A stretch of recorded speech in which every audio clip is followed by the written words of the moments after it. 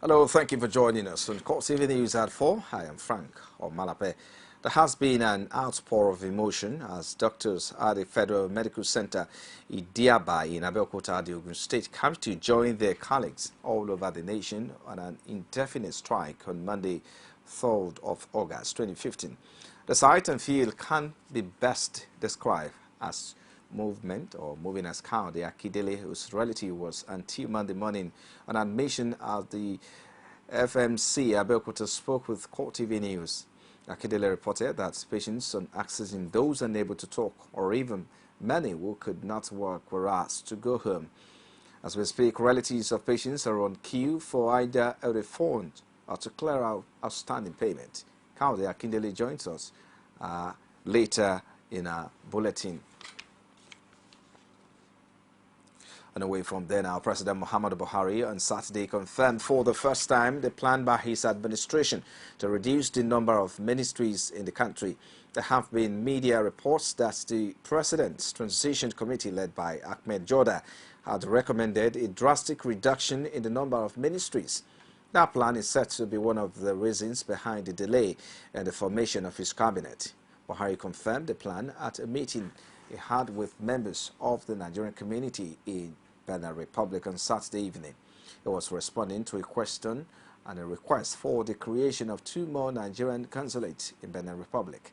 He said despite the planned reduction, he would direct the Nigerian ambassador to make the request through the Ministry of Foreign Affairs. And now President Muhammadu Buhari on Sunday directed the Auditor General of the Federation to ensure that all outstanding audit queries are conclusively resolved within 30 days. The order was contained in a statement made available to journalists by the Senior Special Assistant to the President on Media and Publicity, Garba Shehu. Shehu said the President had also ordered that henceforth all audit queries must be answered within 24 hours. He said the orders followed the President's displeasure on hearing that audit queries remained unanswered for long periods, sometimes running into years under previous administration. He said Buhari was irrevocably committed to tackling administrative and bureaucratic corruption head-on. And now President Muhammadu Buhari has congratulated former Minister of Health and Social Services Julius Adeluyi on the occasion of his 75th birthday anniversary. This was contained in a statement signed by his Special Advisor on Media, Femi Adesina. The President saluted the unwavering commitment of the former minister to the socio-economic development of Nigeria over the years, even as he attains the milestone of 15 years. He also commended Adeluyi's remarkable entrepreneurial and leadership skills, which has propelled him to several leading positions within the private and public sector, including as chairman of the Odua Group. The President joined his friends and associates in wishing him a very happy birthday and long life to this remarkable promoter of commerce and entrepreneurship. A Consumer Protection Council has begun an investigation into the operations of MultiChoice Nigeria, the owners of DSTV, based on complaints of alleged consumer rights violations against the pay television firm. The company was represented at the inaugural sitting of the panel by a 4-member team led by its regulatory affairs manager. A statement from the council indicates that CPC's Director General Dupe Atoki flagged off the investigations at the headquarters of the agency in Abuja. According to her, the probe will afford the council the opportunity to know the challenges the firm may be facing and the discharge of its services with a view to proffering solutions for welfare of its consumers. Some of the allegations tabled against the pay TV operator include poor quality of service such as incessant disruption without compensation, abrupt disconnection of service during subsisting subscription, monthly subscription lasting less than 30 days, and poor redress mechanism and customer services. The firm sitting of the panel was witnessed by a delegation from the National Broadcasting Commission.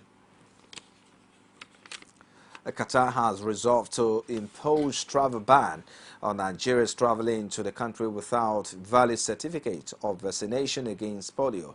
The ban took effect from July 1st, 2015.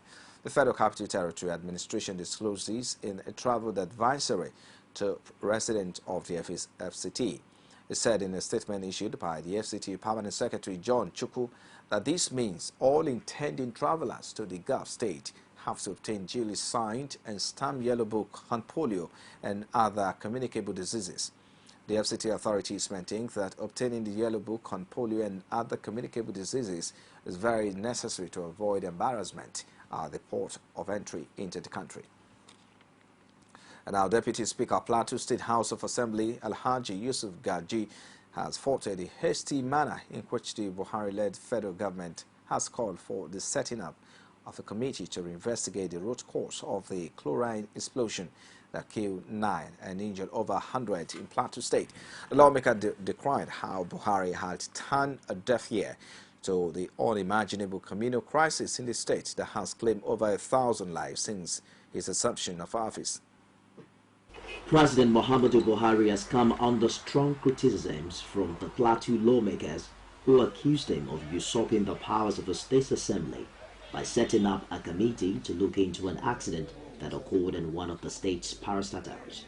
Yusuf Gagdi, who represents Kantana constituency in the state assembly, asserted the local investigation would do a more thorough job in finding out the root cause of the incident. Resources to look deep into the matter.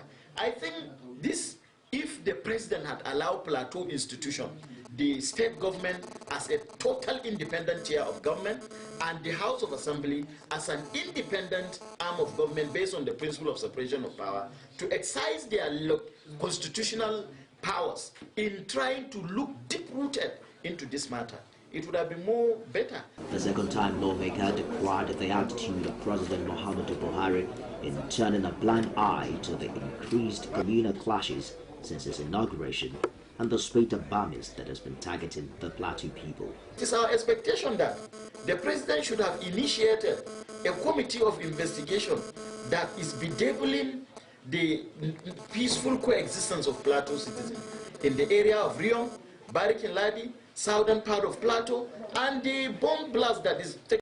Yusuf Gatti, who represents one of the most underdeveloped rural constituencies in the state, called on the state government and his fellow lawmakers to see the federal government's hasty decision as a wake-up call to be responsive to the Plateau people.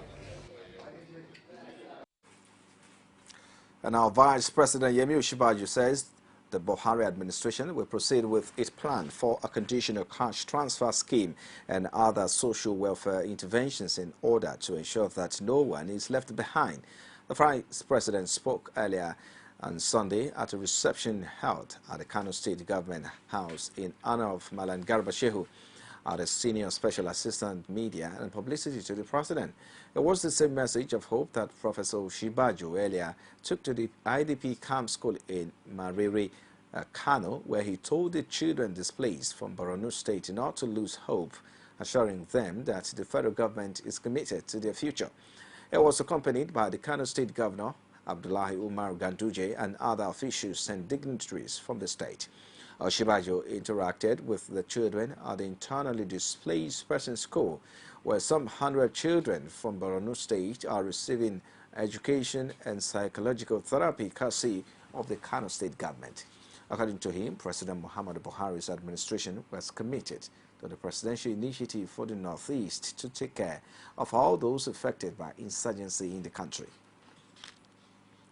And our pan-Yoruba socio-cultural organization, Afenifere, has faulted a claim by the Arewa Consultative Forum on the report of the 2014 National Conference. The group particularly asked the Arewa Consultative Forum to stop peddling the funny claim of the North being 80% of Nigeria in landmass and with a higher population, because the fallacies have been laid to rest.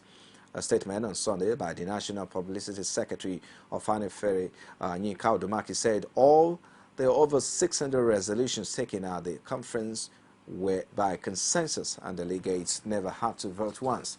The only issues that remained contentious were the percentage of increase in derivation, the Minerals Development Fund, and the Disaster Relief Fund.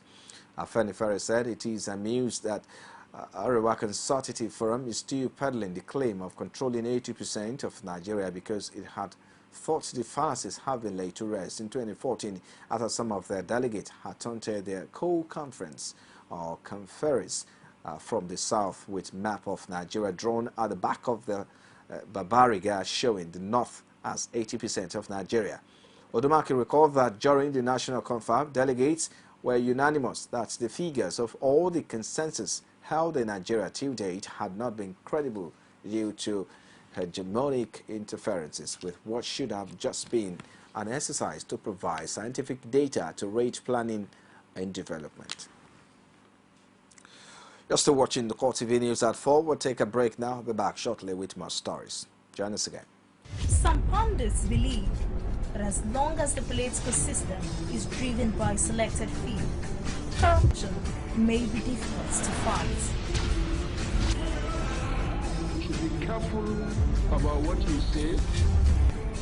I am not the only politician. Even if I've wronged anyone, it's time to forgive me. Please Arena every Sunday at 9:15 p.m. and a repeat broadcast every Tuesday at 1:30 p.m.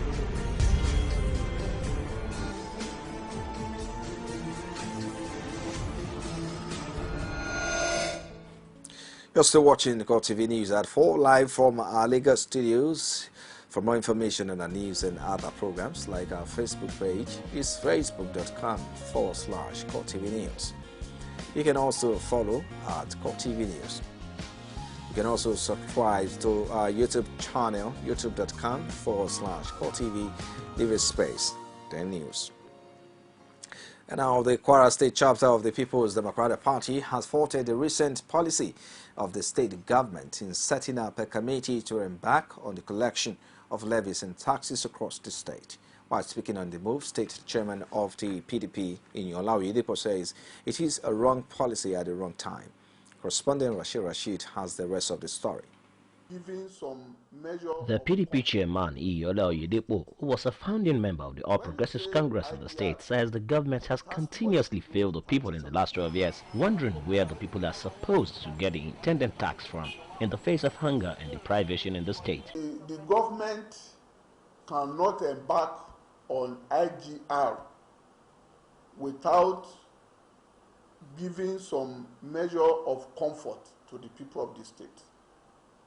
When you say IGR, it has much to do with taxation of the people in various forms. It might be tenement rate, it might be on one issue or the other, even land matter and all these things. But this is a government that had made nothing less than $500 billion for the past 12 years. And Kwarans cannot see any form of investment.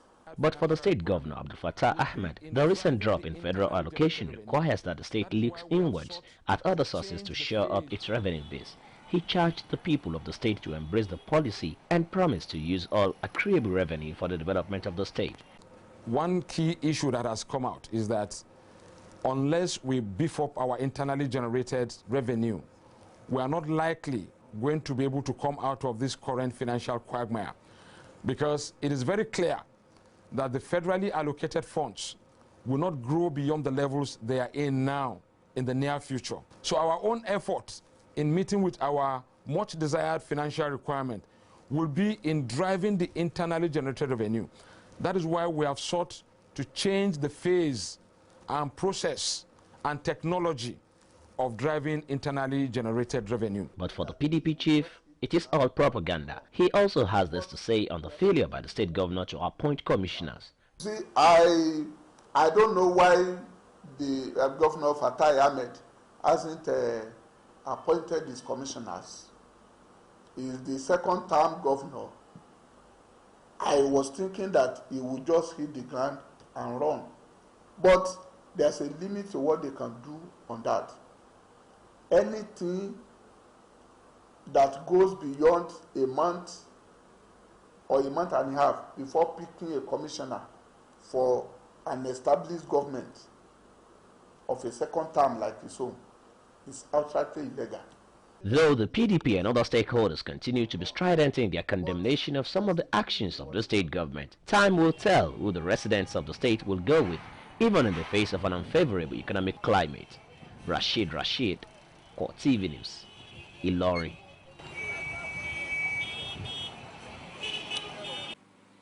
And how women across the globe, especially in Africa, have been challenged to aspire for leadership positions and constantly develop their potentials to impact the world positively. This call was made by the convener of Young Women in Dignity, Kingsley Bangwell, who added that the world has gotten to a point where women are needed for society development. Correspondent Omotayo Alo has the rest of the story.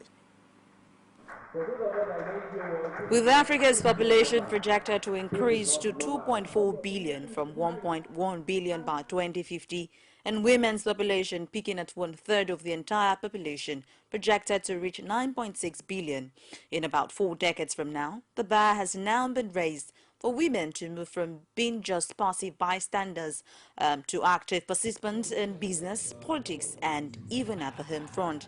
This was the objective of the organizers of Young Women in Dignity Summit, to awaken women to fulfill their inborn potentials and become a source of encouragement to other women. Now I'm looking forward to a time when we'll have a female president in Nigeria. I've always said I believe that women are better managers, and so they should be given that kind of platform to move our nation to the next level. People are beginning to understand that you can start small. For me, it's a great thing. For these over 17 women who have come together from 10 states, however, the challenge of being change agent is one they are ready to take on. Let that thing inside of you come out, and it has a lot of things to do. Like it will actually change life. Being a part of the government does not necessarily automatically make you a bad person or something, but it's more of giving you an opportunity, a platform to be a part of what happens, to be an influence, to be a change agent. The society is besetted with so many problems, too much problems, and once the society is bereft of these problems, we women, we have to stand up for ourselves, not forgetting our initial roles as women. A judge at the Emergent Summit and a member of Women in Politics Abuja chapter, Charity Anaje, young women must see politics as an opportunity to actively participate in influencing policies that directly affect them and not an avenue to make quick money. Being in politics does not mean you are advertising yourself, but being in politics means that you are part of the decision-making body of the government. And if women that we know form more than 50% of those that vote and the population of the world, then it is expedient that women also should be part of those that will form the government. As the campaign for women involvement in leadership gradually becomes a movement, the women hope that their male counterpart will be supportive of them and not see them as threats or inferior beings. Omotayo Alo, CoreTV News, Abuja. And as Nigerians called for cut down in the heavy amount spent in running government, the Imo State Governor Rochas Okorocha has attributed his achievement in the state to the reasonable cut down in the cost of running government. The governor will disclose this in an interactive section with the NUJ correspondent. Chapel members in the state said the call to cut down cost of running government came from the inception of his administration. A correspondent in Imo State, Ajibade Officer, reports. As part of his campaign promises, seeing to the development of the state in the area of security, infrastructure, job creation, and many more, despite the industrial action embarked by the workers, Governor Rochas Okorocha has given genuine concern in attending to the issues. Governor Hakim, the Ayajok, which has now been remodeled completely, if you go there, you'll be pleased. I'll be proud to say I'm an Imola. This fight time and go there today. You'll be proud what you see there, that the entire Hajok has been remodeled into Imo Chamber of Commerce, Trade and Industry, the headquarters of the job. So if you go there, you see it, and as I'm talking to you now, the place has worked completely new. If you go inside, you will never do that same Hajok you used to know. And the name Hajok has been removed. Imo Chamber of Commerce, Trade and Industry. The governor, who had completed several roads projects in the state, as well as the amazingly opening of first, second and third inland road, assured the residents of more dividends of democracy. You appreciate it, but people don't appreciate it when they're there. But I want you to see some of the projects that we're doing as a measure of sacrifice and cutting down cost of governance. this government has cut down cost of governance by almost the barest minimum. And you're going to see more of that in the political parties everywhere and more than there. Work at the Imo Chambers of Commerce, as stated by the governor, is ongoing, and by the end of this month, activities will begin fully. Ajibade Awofeso, CoreTV News, Owerri. And our Kaduna State Governor Nasir El-Rufai has vowed to demolish houses built on compounds and premises of secondary school in all parts of the state. The demolition, which will commence 3 days from now, followed the expiration of a 3-week notice handed down to illegal occupants of government-owned lands. Governor El-Rufai disclosed his intention at a town hall meeting at the Barewa College, Zaria. He also promised to continue to protect the interests of the people who voted him into office. Inspector General of Police Solomon Narase has warned senior police officers against illegal deployment of policemen to provide security for very important persons who do not have the right to such services. Narase stated that they will punish divisional police officers and other senior officers found engaging in illegal deployment of junior officers, stressing that such acts will not be tolerated. While addressing officers and men during his visit to the Federal Capital Territory Police Command in Abuja on Friday, the IG cautioned policemen against abandoning their duty posts at night, saying he had observed that most of them disappear from duty by 12 a.m. He admonished senior officers to visit their subordinates to ensure that they were on duty around the clock, particularly at night.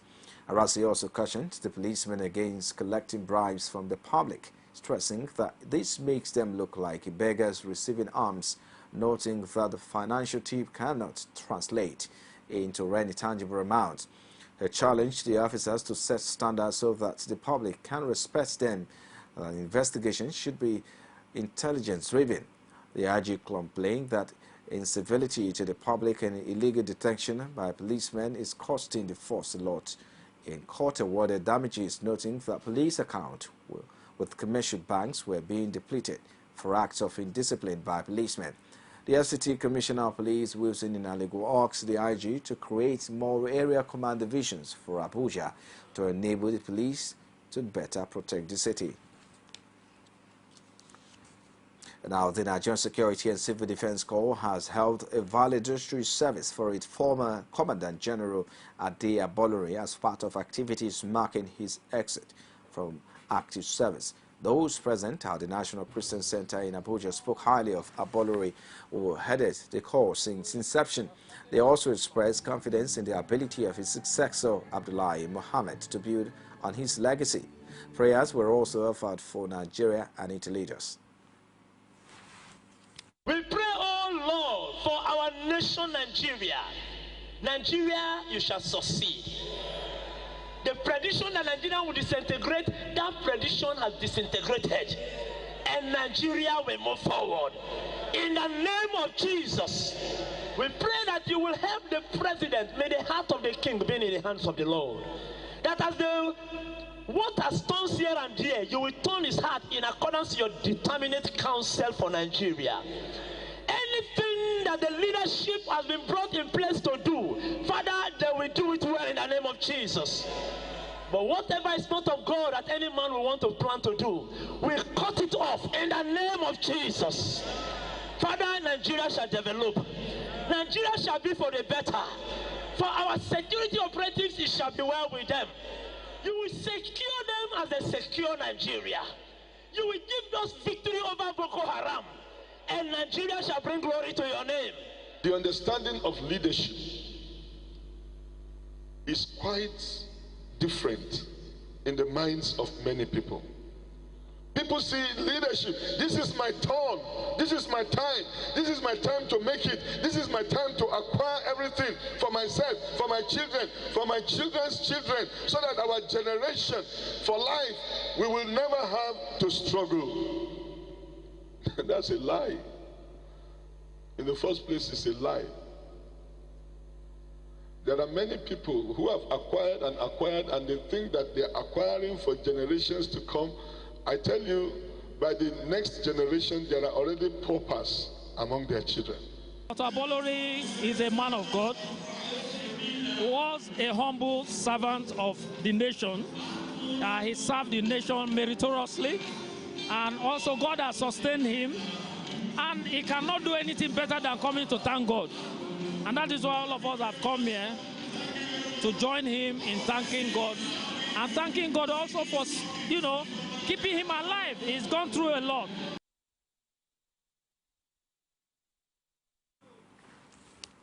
You're still watching CoreTV News at 4. We'll take a break now. We're back in sport and other stars. Join us again.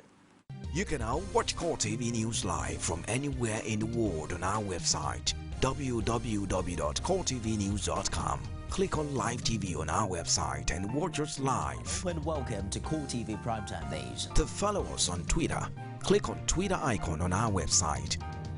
On Facebook, click on the Facebook and YouTube to see all our previous news production. You can also watch us live on YouTube. Click CoreTV, leave a space, then News. CoreTV News, a 24-hour news station. And in sports now, Christian Benteke has scored on his first Liverpool appearance since joining the club from Aston Villa for 32.5 million. As the Belgian striker hit a sublime 20-yard volley to put the Reds 1-0 ahead in a friendly away to Swindon Town. Swindon responded through Jonathan Obika before Sheyi Ojo's late goal gave the Reds a 2-1 win ahead of the first Premier League match of the season away to Stoke City on 9 August. Liverpool also included another summer signing, forward Roberto Firmino. The 23-year-old Brazil international started alongside Benteke, with both players substituted after 67 minutes. And now Frank Lampard made his long-awaited debut for New York City, but could not prevent the Major League Soccer side from slipping to a 3-2 home defeat by Montreal Impact. A calf injury prevented the Chelsea midfielder from making his boat 2 weeks ago, but he finally appeared when he came on in the 69th minute. Teammate and ex-Barcelona striker David Villa scores the New York's opener, and New York-born winger Thomas McNamara grabbed the other goal for the club, whose majority owners are Manchester City. And now Ghanaian forward Dominic Aduro gave Montreal the early lead before Argentine Ignacio Piatti doubled the advantage, and Villa reduced the deficit from the Spurs before Piatti scored his second and seventh of the season, also with a penalty in the 84th minute. McMahon scored a New York second moment later, but the host could not force an equalizer. And now it's Celtic waiting news from Azerbaijan or the state of the pitch ahead of Wednesday Champions League qualifier with Karabakh. Switching the future is problematic since the nearby Bakel Arena is being used for Thursday's Europa League match between Kabbalah and Apollon Limassol. UEFA has said that Scotland are investigating the matter, and if Celtic prevail in Baku, they will reach the playoff round ahead of the group stage of the competition. Reports suggest areas of the playing surface at the Tawfik Baramov Stadium have suffered badly from heat damage. And now in entertainment now, Ryan Reynolds is set to debut the official red band trailer for Deadpool on Conan, and the leading actor in the film will appear as a guest on the talk show on Tuesday, August 4, during which Ant-Man star Judy Garry and Catfish and the Bottlemen will also make appearance. The film's trailer was first screened at Comic-Con in San Diego on July 11, and the crowd at Hall was so impressed, and they asked to play the trailer one more time. Based on Marvel comic books, Deadpool tells the origin story of former Special Forces operative turned mercenary Wade Wilson, will after being subjected to a rogue experiment that leaves him with accelerated healing powers, adopt the alter ego Deadpool. The film has wrapped its production and will open in U.S. theaters on February 12, 2016. It is directed by Tim Miller from a script by Rate Rees and Paul Wennick. Other names in the cast are Morena Basarin, Age Strand, Gina Carano, and T.J. Miller, Bachelor in the Paradise. Well, and that's it now. We're moving away from there. Paradise Season 2 kick off with a dramatic episode nearly in the Sunday, August 2 outing. The contestants got to witness a surprise wedding of Marcus Groth and Lacey Fado, who met on the first season of the show last year on the beach. The sweet moment aside, each season's contestant began to show who they really are. Jillian from last season of The Bachelor with Chris Soules returned with new boobs as Ashley Wan brought her sister Lauren, and host Chris Harrison announced that they came as a package deal, meaning if one sister gets a rose, both sisters will stay. The episode ended on a cliffhanger as it showed Ashley has been taken to the hospital accompanied by Dan. Claire also showed up, and she quickly had her eyes on Tana Kirk and Judd. And our Mission Impossible Rogue Nation rock this weekend box office with an estimated $56 million debut, and overseas the tentpole movie launched to $65 million in 40 territories for an early global total of $121 million. The Tom Cruise starter had a record-breaking opening in South Korea with $17.1 million. It became the second best international opening of all time for Paramount after Transformers: Dark of the Moon. The movie launched to $80.7 million in the UK, $5.1 million in Mexico, and $5 million in Taiwan. Rogue Nation also marks Cruise's third biggest domestic opening of all time behind War of the Worlds, which is $64.9 million, and Mission Impossible 2. When as Executive Vice President of Domestic Distribution Jeff Goldstein stayed optimistic with the movie, younger audiences gave it the best scores. Well, that's a wrap on CoreTV News at 4 minutes. Thanks for watching. I am Frank Omalape. Have a good day.